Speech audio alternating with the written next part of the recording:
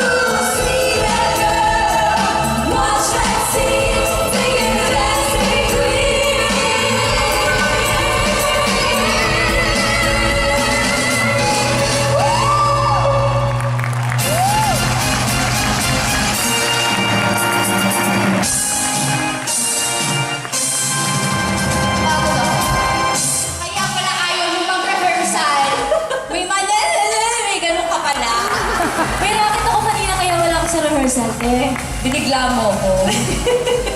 Pero okay lang. Kasi wala pa kayo naman natin. Nilang ka kami. Guys, nagkakahan kayo? Sobra. Bakit hindi ako nakatulog para sa prod na to? Ay, talaga? Ako na hindi naka-rehearse.